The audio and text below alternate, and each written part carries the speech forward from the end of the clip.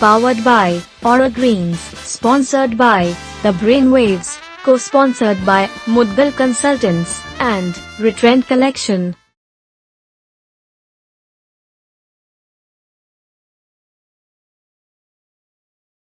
तेजी से बदलती जीवन शैली के कारण लोगों के जीवन में जटिलताएं निरंतर बढ़ती जा रही हैं। शारीरिक रूप से स्वस्थ होते हुए भी उन्हें कभी कभी किसी मानसिक तनाव या किसी सामाजिक व मानवीय समस्या से गुजरना पड़ता है। लगातार इस मनोदशा के चलते धीरे धीरे उनके अंदर डिप्रेशन और एंग्जाइटी जैसी बीमारियां जड़ जमाने लगती हैं और उसे खतरनाक स्थिति तक पहुंचा देती हैं। तो इस महिला दिवस पर हम जानेंगे कि किस प्रकार से महिलाएं अपनी मानसिक स्थिति में सुधार कर सकें। इसके लिए आज की हमारी guest clinical psychologist doctor Shivi Saxena ji से हम बातचीत करेंगे। Doctor Shivi Saxena ji Tirthankar Mahavir hospital and research centre में अपनी सेवाएं दे रही हैं। नमस्कार दोस्तों, मुदगल शो में आपका स्वागत है। तो इस वुमेंस डे के उपलक्ष्य पर हमारी जो आज की गेस्ट हैं वो हैं डॉक्टर शिवी सक्सेना जी। शिवी सक्सेना जी पेशे से एक क्लिनिकल साइकोलॉजिस्ट हैं और वो अपनी TMU में तीर्थंकर महावीर यूनिवर्सिटी में अपनी सेवाएं दे रही हैं। तो स्वागत करते हैं डॉक्टर शिवी जी का अपने शो पर। मैम नमस्कार, आपका शो पे स्वागत है। आप ये जानते, आपने देखा कि हमारा जो शो है एक अवेयरनेस शो है और इस पे हम डिफरेंट चीज़ों पे बात करते हैं, डिफरेंट अवेयरनेस पे बात करते हैं। तो इस वुमेंस डे पे हम जो बात करेंगे कि जो महिलाओं के अंदर बहुत सारे मेंटल इश्यूज़ देखे जा रहे हैं कि क्योंकि डिप्रेशन का शिकार ज़्यादा महिला होती हैं बहुत सारी, तो इस पर हम आपकी राय जानना चाहते हैं। तो मैम सबसे पहले तो हम ये जानना चाहते हैं कि क्लिनिकल साइकोलॉजिस्ट होते कौन हैं, कि हमारे व्यूअर्स को ये बताइए कि क्लिनिकल साइकोलॉजिस्ट कौन होता है। क्लिनिकल साइकोलॉजिस्ट जो MA करे होते हैं साइकोलॉजी से, फिर वो MPhil करते हैं। MPhil clinical psychology. MA किसी से भी करे हो उन्होंने, मतलब साइकोलॉजी या फिर क्लिनिकल साइकोलॉजी। MPhil उनका क्लिनिकल साइकोलॉजी का होता है। फिर उनका लाइसेंस मिलता है RCI की तरफ से, तो वो रजिस्टर्ड क्लिनिकल साइकोलॉजिस्ट होता है। RCI में रिहैबिलिटेशन काउंसिल ऑफ इंडिया जो दिल्ली में है, वहाँ से उनको लाइसेंस मिलता है। फिर वो clinical psychologist as a clinical psychologist वो वर्क। तो मैम इनका मेन वर्क क्या होता है? उनका जैसे साइको डायग्नोस्टिक करना या साइकोथेरेपी करना, ये सब मेन होता है उनका। अच्छा, मतलब वो दवाइयों पे काम नहीं करते, वो दवाई प्रिस्क्राइब नहीं कर सकते। वो सिर्फ साइकोथेरेपी और डायग्नोस कर सकते हैं बस, और या फिर डायग्नोस्टिक टूल्स यूज़ कर सकते हैं। अच्छा, मतलब कोई टेस्ट वगैरह कुछ ऐसे जो पेपर पेंसिल टेस्ट या जो भी आपके टेस्ट या प्रोजेक्टिव, जैसे कि साइकोलॉजिस्ट जो होता है वो पेपर पेंसिल टेस्ट करता है, तो जो क्लिनिकल साइकोलॉजिस्ट होता है वो प्रोजेक्टिव टेस्ट भी कर सकता है। जैसे IQ टेस्ट है, रोशाक है या TAT है। जैसे बच्चों का IQ या किसी का भी हमें, वो तो किसी का भी देख सकते हैं IQ। अच्छा, मतलब उसका एक्वायर्ड टैलेंट क्या है, ये सारी चीज़ों पर काम करते हैं। तो मैम जैसे ये अभी देखा गया है जो कोरोना काल में बहुत सारी वुमेंस को अपने घर से ही काम भी करना था, वर्क फ्रॉम होम का प्रचलन चला और उसके साथ उनको अपना घर भी देखना था और बच्चे भी घर पे हैं, तो मतलब वुमेन कहीं ना कहीं जाके टायर्ड हो रही थी, बहुत ज़्यादा उनके मेंटल इश्यूज़ क्रिएट हो रहे थे, डिप्रेशन का शिकार भी हो रही थी। तो मैम इस पे क्या कहेंगे आप कि उनको क्या करना चाहिए या ये सारी चीज़ों पे? कुछ टिप्स हैं कि उनको उस पर काम करना चाहिए। जैसे कि उनके अपनी बाउंड्री सेट करनी चाहिए। जैसे कि वो कंटिन्यू उनको काम करना पड़ रहा है, करना ही ज़रूरी है उनको, क्योंकि और किसी की हेल्प नहीं मिल रही है, तो करना ज़रूरी है। तो उनको एक बाउंड्री सेट करनी चाहिए कि आप मतलब टाइम टेबल टाइप का, हर दिन का टाइम टेबल बनाना कि आप अगले दिन क्या क्या करोगे। मतलब कि सुबह से उठ के रात के सोने तक आप क्या क्या करोगे और उसमें आप अपना टाइम कितना निकाल सकते हो, अपने एंटरटेनमेंट का टाइम कितना निकाल सकते हो, वो सब उनको देखना है। लेकिन मैम परिवार में तो ऐसा हो नहीं पाता कि अपना टाइम टेबल बना पाएँ, तो उसमें थोड़ी मेहनत ज़्यादा करनी पड़ेगी। हाँ, तो थोड़ा सा मेहनत करना पड़ेगा, अपने लिए तो टाइम निकालना पड़ेगा। अगर उनको अपना मेंटल हेल्थ ठीक करना है तो अपने लिए टाइम निकालना पड़ेगा उनको। और उसमें फैमिली वालों को भी समझना चाहिए कि वो भी एक मतलब वो भी एक इंसान है कि उनको भी ज़रूरत है अपने मेंटल हेल्थ को ठीक करने के लिए। तो उसके अलावा कुछ जैसे अपने लिए टाइम निकालना मतलब योगा करना, मेडिटेशन करना, एक्सरसाइज करना, तो ये तो जो महिलाएं हैं वो अपनी फैमिली के साथ भी कर सकती हैं। बिल्कुल। तो उनके साथ करेंगे तो ज़्यादा अच्छा उनको फील होगा। थोड़ा सा टाइम अपनी स्पाउस के लिए निकालें कि जैसे अब कुछ महिलाएं होती हैं वो बोल नहीं पाती, अपनी बातें शेयर नहीं कर पाती, तो इतना टाइम निकाले 15 से 30 मिनट कि वो अपने स्पाउस से क्वालिटी टाइम स्पेंड कर सके। अच्छा मैम, जैसे मतलब वर्क प्रेशर के मारे कुछ महिलाओं का बिहेवियर थोड़ा सा मतलब उनको ऐसा लगता है कि भाई इरिटेट हो रही हूँ मैं, मुझे एग्रेशन बढ़ रहा है, तो मैम वो कैसे अपने आप को जाने कि ये क्या कहीं मेरे मेंटल इशू तो नहीं आ रहा कोई मेरे अंदर जो मेरा एग्रेशन बढ़ रहा है और मैं ये मतलब बहुत ज़्यादा एग्रेसिव हो रही हूँ, तो इस पर उनको क्या करना चाहिए और ये कैसे जज कर पाएँ वो कि हाँ कुछ इशू तो नहीं आ रहा? मेंटल ये जो इरिटेबिलिटी है, अग्रेशन है, ये कई कारणों से हो सकता है, जैसे कि मेनोपॉज हो रहा है उनका, या फिर उनको या डिलीवरी के टाइम पे कोई दिक्कत आई है, उस वजह से अग्रेशन इरिटेशन बढ़ सकती है। तो उस टाइम पे अगर ऐसा कुछ हो रहा है या बहुत ज़्यादा बढ़ रहा है, एक लंबे टाइम तक है उनके में ऐसा फील हो रहा है उनको, तो डॉक्टर को दिखाना चाहिए, उनको क्लिनिकल साइकोलॉजिस्ट या काउंसलर, उनसे काउंसलिंग ले। मतलब ये है कि भाई क्लिनिकल साइकोलॉजिस्ट से मिलना चाहिए उनको, एक काउंसलिंग का सेशन अपना लेना चाहिए कि भाई मेरा एक मेंटल हेल्थ आप चेकअप करो कि मेरे व्यूज़ रिव्यूज़ जो भी हैं वो ब्रेन में कहीं बिलीव्स मेरे गलत तो नहीं बन रहे। अभी जैसे कोविड का टाइम चला तो उसमें एक ड्रास्टिक मतलब चेंजेस आए, स्लीप पैटर्न चेंज हुआ, उनका एपेटाइट चेंज हुई, उसकी वजह से इरिटेबिलिटी, अग्रेशन, सुसाइडल थॉट ऐसे आने शुरू हुए। तो उस टाइम पे उन्हें ज़रूरत थी कि वो क्लिनिकल साइकोलॉजिस्ट या फिर साइकेट्रिस्ट से मिले। जी अच्छा मैम, एक्चुअली बहुत सारे लोग ये सोचते हैं कि भाई जब मेंटल इशू है या कोई हम पागल थोड़ी है जो हम डॉक्टर पे जाएंगे, बहुत से ऐसे इशू, तो मैम क्या क्लिनिकल साइकोलॉजिस्ट पे खाली मेंटल लोग ही आते हैं, नॉर्मल लोग भी आ सकते हैं? नहीं, वो उसमें एक ये धारणा बनी है, एक स्टिग्मा है कि मतलब अगर लेडीज़ जाएंगी वहाँ तो मतलब वो पागल है, या फिर उनकी शादी कैसे होगी, वो उनका समाज कैसे चलेगा, समाज वाले ये बोलेंगे वो बोलेंगे, तो एक स्टिग्मा बना हुआ है। तो लेकिन अवेयरनेस नहीं है, उसकी वजह से स्टिग्मा है, एक कलंक टाइप का है कि क्या होगा आगे, तो उनको आगे बढ़कर आना चाहिए। और क्लिनिकल साइकोलॉजिस्ट जो होता है वो नॉर्मल बंदों पे भी काम करता है और मेंटल पेशेंट पे भी काम करता है, जैसे नॉर्मल स्लीप डिसऑर्डर है या कोई ऐसी नॉर्मल चीज़ें हैं उस पे भी काम करते हैं। अच्छा मैम, कुछ महिलाओं को सफाई की बहुत आदत होती है, जैसे बहुत ज़्यादा साफ़ करना, बार बार हाथ धोना, तो ये कोई सिम्टम है या फिर क्या है ये चीज़? अगर ये जो बार बार हाथ धोना है ये 3 से 4 बार है या 1 से 2 बार है तो नॉर्मल है। अगर 3 से 4 बार है या 2 से 3 बार है तो इसे OCD बोलते हैं, ऑब्सेसिव कंपल्सिव डिसऑर्डर। अच्छा, ऑब्सेसिव कंपल्सिव डिसऑर्डर जी। तो उसमें मतलब ये इसमें तो एक टाइप है कि वॉशिंग करना, क्लीनिंग करना, तो उसमें बहुत सारे टाइप्स आ सकते हैं। उसमें भी अग्रेशन आता है, उसमें भी वायलेंस आता है, उसमें भी सेल्फ हार्मिंग बिहेवियर आता है। उसकी वजह से भी होता है कि जैसे मैंने बताया कि आपको कि मेनोपॉज की वजह से भी अग्रेशन आता है, तो इस OCD में भी यही चीज़ें आती हैं। तो मैम जैसे हस्बैंड वाइफ दोनों घर पे हैं, तो आज की तारीख में दोनों जब घर पे हैं तो थोड़ी टकराव थोड़ी सी ज़्यादा हो रही है कि भाई मैं ही करती रहूँगी तुम कुछ नहीं करते, या वो कहता है मैं ही करता रहूँगा तुम कुछ नहीं करती, क्योंकि कुछ इस तरीके से। तो वहाँ पे क्या है कि अक्सर ये देखा जाता है कि जैसे कि वुमेन बहुत ज़्यादा अपने दिल पे ले लेती है बात, अपने दिमाग पे भी ले लेती है, और फिर वो एक डिप्रेशन का शिकार होने लगती है धीरे धीरे। तो उस केस में उसको क्या करना चाहिए? जो सेल्फ असेसमेंट कुछ करना चाहिए या चीज़ों को समझना चाहिए या कुछ फैमिली काउंसलिंग में बैठना चाहिए क्या?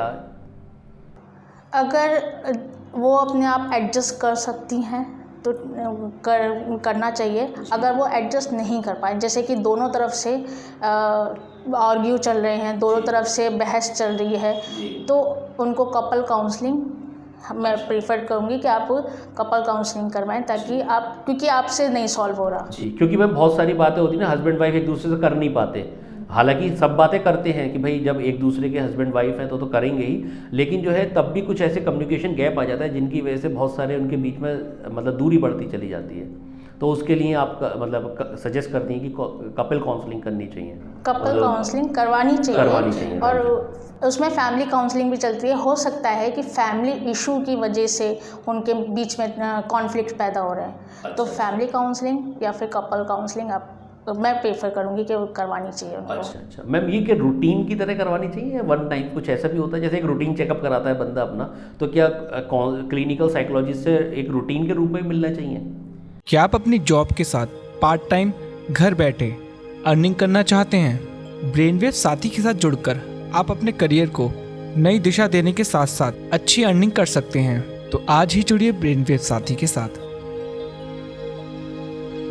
कोई भी साइकोथेरेपी है तो उसमें पर्टिकुलर ये होता है कि मिनिमम जो सेशन होते हैं वो 6 होते हैं, मैक्सिमम कितने भी हो सकते हैं, वो पेशेंट पे डिपेंड करता है। तो उसमें रेगुलर फॉलोअप होना चाहिए कि वो रेगुलर फॉलोअप पे आएँ, ताकि क्योंकि एक बार में काउंसलिंग नहीं होती है। क्योंकि अब हमने समझा दिया उनको तो फिर वो नहीं आ रहे तो वो अपने में ही घुसे रहते हैं, अपने में ही फंसे रहते हैं कि अब हम आगे क्या करें। तो आगे क्या करना है, कैसे अपनी लाइफ सर्वाइव करनी है उस बंदे के साथ जिससे कॉन्फ्लिक्ट चल रहा है, या उनको कैसे अपने स्पाउस के साथ लाइफ सर्वाइव करनी, तो वो हम उसमें। तो मैम मेन चीज़ ये हुई, जो क्लिनिकल साइकोलॉजिस्ट होता है वो एक ऐसा दोस्त होता है, एक ऐसा हमारा हितैषी होता है जो मतलब कुछ फैक्टर्स को देखते हुए हमें राय देता है। कुछ मतलब साइंटिफिक फैक्टर्स को देखते हुए आपके जो अनसुलझे जो बातें होती हैं उसको वो सुलझाता है, और वो एक एज अ फ्रेंड आप कर सकते हो। अच्छा मैम, जैसे बहुत से लोग शेयर नहीं करते अपनी बात, वो कहते हैं मैं इनको शेयर करूंगी, ये क्लिनिकल साइकोलॉजिस्ट है, और ये फिर कहीं और कहेंगे, तो कुछ ऐसा नहीं, इसमें ऐसा नहीं होता। इसमें कॉन्फिडेंशियल होती है वो सारी बातें कि आप जो भी बताएंगे। मतलब कोई भी अगर आता है तो उसको ये कॉन्फिडेंस रहना चाहिए उसको, मतलब कि ये कॉन्फिडेंशियल टॉक होती है, ये कहीं डिस्कस नहीं होती। ये कहीं डिस्कस नहीं होती क्योंकि अगर हम डिस्कस करने लग जाएंगे तो वो काउंसलिंग करने नहीं आएगा। जी बिल्कुल। तो करवाने ही नहीं आएगा कि इधर उधर से जैसे कि सस्पिशियस लोग होते हैं हमारे पास आते हैं, तो वो इसलिए नहीं बातें करते क्योंकि उनको ऐसा लगता है कि हम बता देंगे, तो इसलिए उनकी काउंसलिंग करना संभव नहीं होता।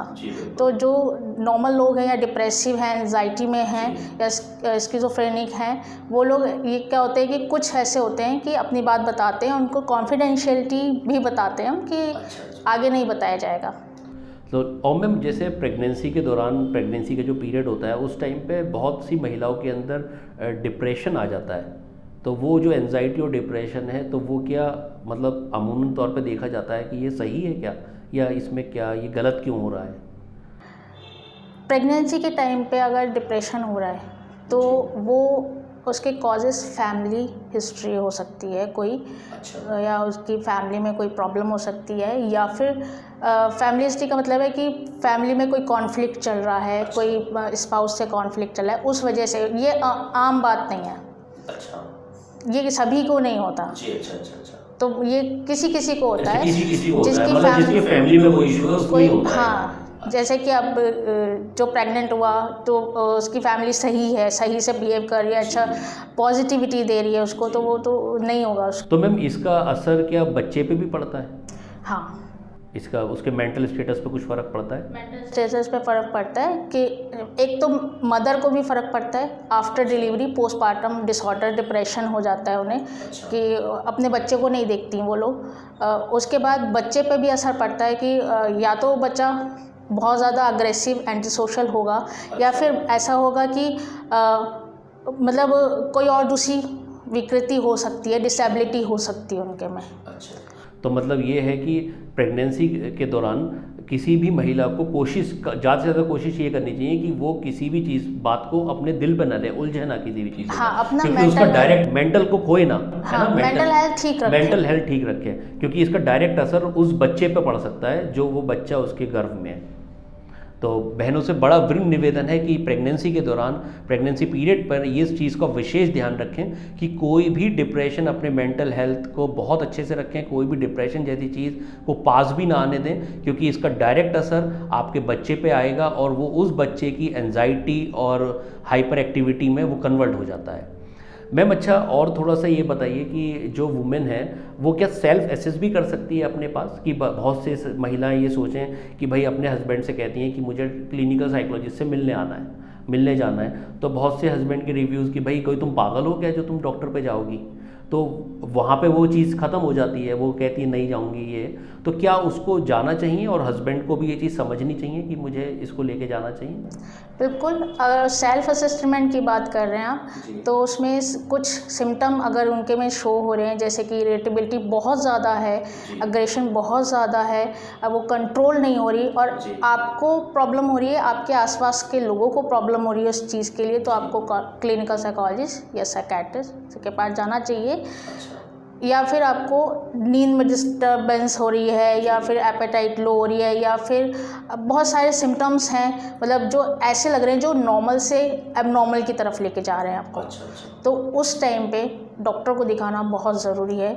अपने स्पाउस को भी आपको समझाना चाहिए कि मतलब मुझे ये चीज़ें हो रही हैं। अगर आप नहीं बोल पा रहे अपने स्पाउस से तो आप खुद ही अपने आप को दिखाने आ सकते हैं। ऐसा कुछ नहीं है कि पागल लोग ही आते हैं। अच्छा, क्योंकि बहुत सी भ्रांति है ना कि भाई कोई मैं पागल थोड़ी जो डॉक्टर पे जाऊंगी, क्लिनिकल साइकोलॉजिस्ट पे। जैसे कि पहले के ज़माने में ये होता था कि कोई भी प्रॉब्लम होती थी तो महिलाओं को तो वो ऐसा माना जाता था कि वो मतलब उस पर भूतनी आ गई या कुछ ऐसा कुछ माना जाता था और समाज से बेदखल कर दिया जाता था उन्हें। तो अभी वो अवेयरनेस धीरे धीरे आ रही है लोगों में, आएगी आगे आने वाले टाइम में। तो अब वो धीरे धीरे जो आ रही है तो वो अपने को ऐसा ना समझे कि समाज से बेदखल कर दिया जाएगा, तो वो सामने उभर कर आए, अपने मेंटल हेल्थ को ठीक करें। तो यही आशा है उनसे। जी बिल्कुल, कि मतलब अपने मेंटल हेल्थ को बहुत अच्छे से ध्यान रखते हैं। अच्छा मैम, कुछ महिलाएं जो उनके बच्चे होते हैं उन बच्चों में जैसे वो ऑटिज़म का शिकार हैं या उनको डाउन सिंड्रोम है,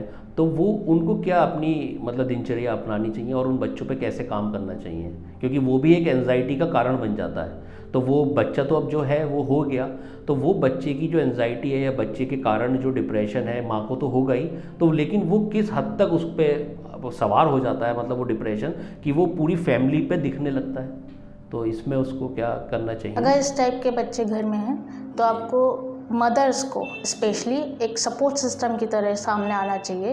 उनका मतलब ऐसे तिरस्कार नहीं करना चाहिए कि बच्चा अगर सेरेब्रल पाल्सी भी है या उसको कोई भी डिसेबिलिटी है, तो जैसे कि कुछ महिलाएं होती हैं, माएँ होती हैं, मैंने देखा है कि वो अपने बच्चे को अलग कर देती हैं उससे, मतलब उसको पूछती भी नहीं है। तो वो उनको सपोर्ट सिस्टम की तरह सामने आना चाहिए कि अपने बच्चे को वो एक सपोर्ट सिस्टम की तरह सपोर्ट कर सके। तो उसके लिए कुछ काउंसलिंग वगैरह होती है जैसे ऐसे बच्चों के लिए। तो उन अगर फैमिली वाले जैसे बोलते हैं कि नहीं करना, इस टाइप का नहीं करना, ये बच्चे तो अलग ही हैं, ये ऐसे हैं वैसे हैं, तो महिलाओं को जब वो अपनी उनकी मेंटल हेल्थ ठीक होगा, क्योंकि वो अगर वो खुद ही डिप्रेशन में तो वो नहीं करेंगी, आगे बढ़कर नहीं आएंगी। तो अगर वो उनका मेंटल हेल्थ ठीक होगा, वो स्ट्रॉन्ग होंगी, तो वो अपने बच्चे के लिए एक मतलब अच्छा माहौल देंगी। तो उसके लिए ट्रीटमेंट ज़रूरी है। हाँ, क्योंकि मैं कहीं पढ़ रहा था कि एक डाउन सिंड्रोम बच्ची थी और उसने अपना कहीं फॉरेन कंट्री में कहीं अपना मतलब पूरा वो रेस्टोरेंट चला रही है बच्ची, और बहुत अच्छे से चला रही है, जिसके माँ बाप ने या बचपन में ही कहते थे भाई ये तो डाउन सिंड्रोम है, ये तो कुछ कर ही नहीं पाएगी, लेकिन उसकी माँ ने उसको इतना सपोर्ट करा कि वो आज की तारीख में एक तो मतलब अच्छे फैशन में कुछ है, मतलब फैशन डिज़ाइनर है कुछ, और उसके साथ साथ वो एक रेस्टोरेंट भी चला रही है। मैं उसका थोड़ा सा नाम मिस कर रहा हूँ, मैं शो पर डालूंगा इसका नाम बच्ची का। तो उसी तरीके से आप कह रहे हैं कि माओ को सपोर्टिव सिस्टम में आना चाहिए बच्चों के लिए, क्योंकि जो बच्चा है वो तो उसके साथ एक आ गया जो प्रॉब्लम, लेकिन उसके साथ अगर हम काम करा जाए तो बहुत हद तक वो अपना एक अपने तो कुछ कर ही सकता है। वही जो रूरल एरिया है वहाँ पे महिलाएं सामने नहीं आती, वो अपने लिए भी सामने नहीं आती, तो वो खुल के सामने है, क्योंकि उसके लिए अवेयरनेस की बहुत ज़रूरत है कि गांव में अवेयरनेस होनी चाहिए इस चीज़ की कि आप कैसे अपने बच्चों की देखभाल कर सकते, अपनी देखभाल कर सकते मेंटली तौर पे, क्योंकि मेंटली प्रॉब्लम्स रहेंगी तो फिज़िकली प्रॉब्लम्स भी रहेंगी, जो कि बच्चों में देखी जाती है, ज़्यादातर रूरल एरिया में देखी जाती है कि जैसे कि वो डिसेबिलिटी होती है उनके में ज़्यादातर, तो वो निकल के मतलब वो सामने ट्रीटमेंट करने नहीं आती। तो उनमें अवेयरनेस होनी चाहिए। अच्छा मैम, बहुत सारी माताएं इस चीज़ से भी परेशान होती हैं, उनके बच्चे बोलते नहीं जल्दी, तो कुछ स्पीच प्रॉब्लम, तो मैं इसमें भी कुछ क्लिनिकल साइकोलॉजिस्ट कुछ करते हैं? इसमें स्पीच थेरेपिस्ट काम करते हैं इनका, लेकिन क्लिनिकल साइकोलॉजिस्ट आईक्यू टेस्ट वगैरह कर सकते हैं कि उनका आईक्यू कितना है और किस लेवल पे ये बोल सकता है। अच्छा, मतलब स्पीच थेरेपिस्ट में क्लिनिकल साइकोलॉजी से अलग होता है? हाँ। अच्छा, तो वो अलग साइट है। तो वो क्लिनिकल साइकोलॉजिस्ट सिर्फ उनका आईक्यू टेस्ट करके फिर उनको रेफ़र करते हैं स्पीच थेरेपिस्ट को, और फिर वो बताते हैं कि आप किस बेस पे आप, जैसे कि आईक्यू उसकी एवरेज है तो नॉर्मल आईक्यू है लेकिन वो बोल नहीं पा रहा, तो स्पीच थेरेपिस्ट उसके अकॉर्डिंग वो काम करते हैं कि कहाँ से उसको स्टार्ट करना है, तो हम कैसे बुलवा सकते हैं इसको। अपने बच्चे की छिपी क्षमता को अनलॉक करें ब्रेन स्टिमुलेशन वर्कशॉप के साथ। आज ही फ्री काउंसलिंग के लिए कॉल करें। तो मैम जैसे रूरल एरियाज़ में अवेयरनेस नहीं है, तो उसमें आप कुछ मतलब कुछ प्रयास कर रही हैं कि अवेयरनेस फैलाने का, जैसे साइकोलॉजी की कोई आपकी ऑर्गेनाइजेशन हो, क्लिनिकल साइकोलॉजिस्ट की? ऐसा तो अभी नहीं है। मैंने सोचा है कि मैं रूरल एरिया में, जैसे कि साइको ड्रामा वगैरह होते हैं, तो साइको ड्रामा में कुछ टीम होती है, जैसे सोशल वर्कर्स वगैरह होते हैं, तो वो मतलब गांव में जाके एक ड्रामा करते हैं, उसके बारे में बताते हैं कि ये चीज़ें हैं, जैसे सब्सटेंस अब्यूज़ पे बताते हैं या फिर डिप्रेशन पे बताते हैं। तो ऐसे कोई टीम होती है, तो वो मैं सोच रही हूँ कि ऐसी कोई टीम मैं बनाऊँ, तो मैं आगे उसको अवेयरनेस के लिए आगे बढ़ाऊँ। क्योंकि ये बहुत ज़रूरी है, बहुत ज़्यादा ज़रूरी है, क्योंकि अर्बन एरिया में आसानी से लोग आ जाते हैं, उनको पता होता है कि उनको ये डिप्रेशन है या एंजाइटी है, तो उनको कोई प्रॉब्लम है तो वो आ जाते हैं आसानी से। लेकिन रूरल एरिया में कोई भी नहीं आता, इतना नहीं आता कि मतलब हमें ये प्रॉब्लम है। अगर जैसे मेरे पास कुछ पेशेंट्स भी आए रूरल एरिया से, तो वो स्किज़ोफ्रेनिया है या फिर डिसोसिएटिव पर्सनैलिटी डिसऑर्डर, तो उनका मानना ये है, उनका कल्चर ये है कि इनके ऊपर माता आती हैं। अच्छा। तो वो ये वाली चीज़ें उन वहाँ पे ज़्यादा है, अंधविश्वास ज़्यादा है, तो इसलिए उसको हटाने के लिए अवेयरनेस बहुत ज़्यादा ज़रूरी है। और मैम जैसे हमारा ये वुमेंस डे चल रहा है, तो हमने सारी बात वुमेंस पे ही करी है, तो कुछ बहनें शायद ये सोच रही हूँ, क्या हमें ही सब कुछ होता है, आदमियों को कुछ नहीं होता? तो क्या मैम आदमियों को भी डिप्रेशन और ये सब चीज़ें, और उनको भी एंजाइटी तो होती होगी? नहीं, वो तो होती है, लेकिन महिलाओं को उनसे ज़्यादा होती है। अच्छा, महिलाओं को ज़्यादा होती है? हाँ, डिप्रेशन पुरुषों को भी होता है, एंजाइटी पुरुषों को भी होती है, लेकिन आप ये जानेंगे कि जो OCD होता है, ऑब्सेसिव कंपल्सिव डिसऑर्डर, तो वो महिलाओं को ही क्यों होता है ज़्यादा? अच्छा, मतलब ये देखा गया है कि महिलाओं को ज़्यादा होता है? रिसर्च में ऐसा देखा गया कि महिलाओं को ज़्यादा होता है, क्योंकि उनके ऊपर मेंटल प्रेशर बना होता है बहुत ज़्यादा, कि उनका एक तो यही होता है कि वो घर में रहती हैं। और मैम एक्चुअली महिला मल्टीटास्कर भी होती है ना। हाँ। कि उधर प्रेस हो रही है, उधर खाना बन रहा है, उधर बच्चा बोल रहा है, उधर हस्बैंड कुछ कह रहा है, तो वो सबको एक साथ मैनेज कर रही है। तो उनको आदत भी होती है क्लीनिंग करने की, वॉशिंग करने की, तो उसमें ज़्यादा वो स्ट्रेस निकल कर आता है, तो उसको OCD के सिम्टम्स महिलाओं में पुरुषों के मुकाबले ज़्यादा होते हैं।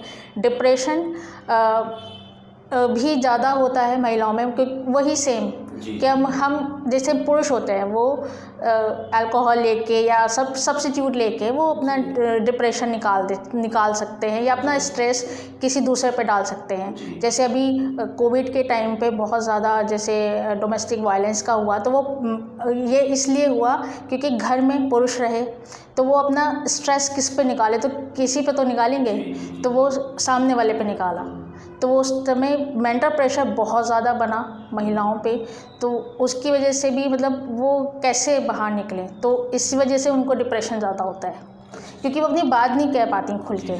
तो मैम आपसे अगर कोई भी मिलना चाहे या कोई भी चीज़ों को समझना चाहे, क्योंकि क्लिनिकल साइकोलॉजिस्ट के सेंटर्स मुरादाबाद में मेरे ख्याल से बहुत कम सेंटर्स हैं। हाँ। तो मैम आप जो है तीर्थंकर महावीर यूनिवर्सिटी जो है, वहाँ हॉस्पिटल जो है, वहीं आपकी OPD रहती है? हाँ, वहीं रहती हूँ मैं।